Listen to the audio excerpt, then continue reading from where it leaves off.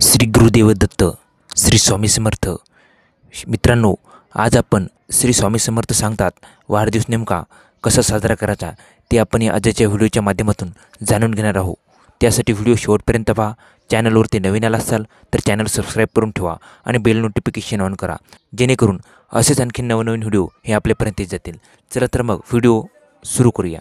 वाढदिवस नेमका कसा साजरा करावा.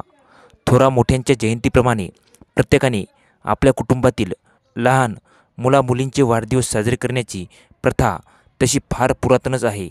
हल्ली तर 1 किंवा 2च मुलांच्या कुटुंबात त्या मुलांवर दरवर्षी त्यांच्या जन्मदिनी वाढदिवसाचा संस्कार होण्याची फार आवश्यकता आहे. या मंगल दिवशी दीर्घायुष्य लाभावे म्हणून श्री कुलदेवतेला स्मरण करून पुढील प्रमाणे संस्कार करावा. नंबर 1. हिंदू पंचांगाप्रमाणे वाढदिवस साजरा करावा. इंग्रजी तारखेनुसार नको, कारण आपली सर्व दैवदैवते, साधुसंत, ऋषीमुनी यांचे जन्मोत्सव तसेच आपल्या मृत आई वडिलांचे श्राद्ध पक्ष ही सर्व तिथीप्रमाणे करायचे असतात. म्हणून वाढदिवसही तिथीप्रमाणे साजरा करावा. त्याच्यानंतर वाढदिवस आपल्या कुलदेवतेच्या साक्षीने व आशीर्वादाने साजरा करावा. त्यांचा वाढदिवस असेल त्या व्यक्तीला त्या दिवशी नवे वस्त्र घ्यावे. हे वस्त्र आपल्या स्वतःच्या पैशाने घ्यावे. त्या व्यक्तीस अभ्यंग व सचेल स्नान घालावे.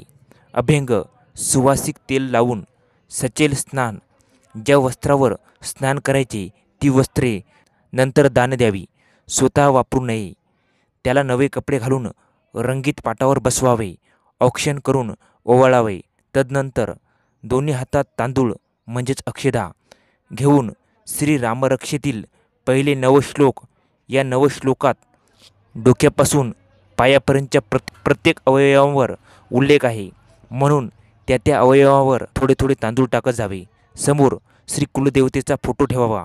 फोटोला नैवेद्य दाखवावा आणि विनंती करावी की या मुलाला किंवा मुलीला दीर्घायुष्य, चांगलं शिक्षण, चांगले आरोग्य हे देऊन त्यांचा सांभाळ करावा.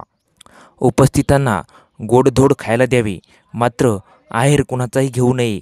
या पद्धतीने हा वाढदिवस साजरा करावा.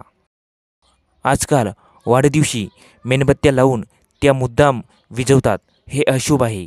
केक करतात व त्यावर सुरी फिरवतात. अन्नशस्त्राने कापणे हे सुद्धा अशुभ आहे. म्हणून या दोन्ही गोष्टी टाळून वरीलप्रमाणे वाढदिवस साजरा करावा. श्री स्वामी समर्थ.